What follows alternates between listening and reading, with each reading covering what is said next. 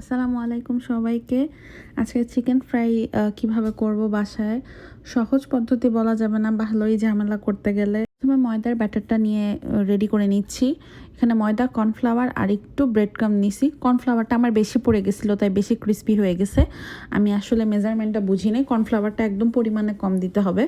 আর এখানে আমি হচ্ছে একটা লিকুইড ব্যাটার করে নিচ্ছি, বাটার মিল্ক, আর সাথে হচ্ছে একটা ডিম দিয়ে গুলাই নিছি। বাটার মিল্কের জন্য দুধের সাথে এক টুকরা লেবু, বড় জোর 2 টুকরা লেবু। যদি চিকেনের পরিমাণে বেশি হয়, দুধের পরিমাণে বেশি হয়, সেক্ষেত্রে আপনি 2 টুকরা লেবু, না হলে 1 টুকরা লেবু ঠিক আছে। আর একটা ডিম দিয়ে করে নেবেন এই ব্যাটারটা। আর চিকেনটাকে নর্মালি ম্যারিনেট যেটা করে, আমি হলুদ, মরিচ, হলুদ পরিমাণে কম দিয়েছিলাম, আমি যেহেতু ঝাল খাই তাই আমি হচ্ছে চিলি সসটা বেশি ইউজ করছি।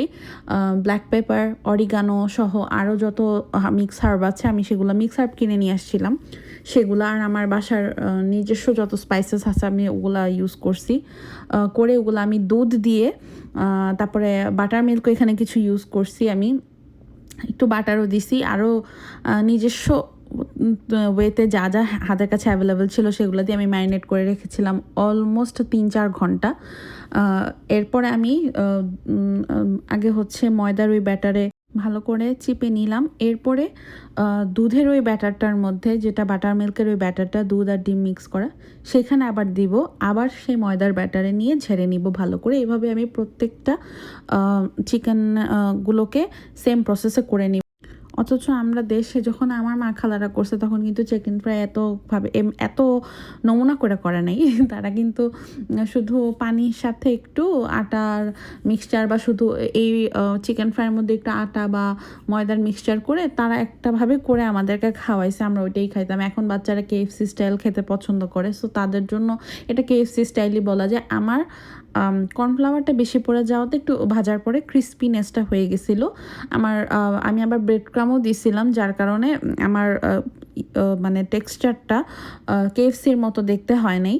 আবার মানে 3টা একসাথে থাকাতে যা হয়েছে, আমার জামাই আবার হচ্ছে শুধু ময়দার যেটা থাকে, মানে কেএফসি স্টাইল যেটা, সেটা এক্স্যাক্টলি সে খেতে পছন্দ করে না, যার কারণে হচ্ছে আমার এই 3টার মিক্সচার দেওয়া।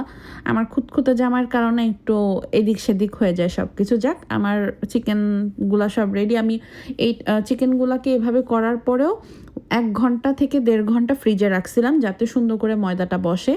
তারপরে ফ্রিজ থেকে বের করে ডুবো তেলে ভাজছি। সাথে সাথে ভাজতে যাবেন না, অন্তত আধা ঘন্টা, কমপক্ষে আধা ঘন্টা ফ্রিজে চিকেন ফ্রাইগুলোকে সেট হতে দিবেন। সেই সাথে আপনারা কিভাবে এটাকে সংরক্ষণ করতে পারবেন জিপলকে, সেটাও আমি দেখাই দিলাম। মানে এইটাকে হচ্ছে ফ্রিজে একটু সেট হওয়ার পর এভাবে জিপলকে ভরে আপনারা অনেক দিন সংরক্ষণ করতে পারবেন, অলমোস্ট 1 মাস সুন্দর মতো ডিপের চেম্বারে রেখে দিলে আপনারা মানে সংরক্ষণ করতে পারবেন। আমিও 5টা সুন্দর মতো এখনও রেখে দিছি।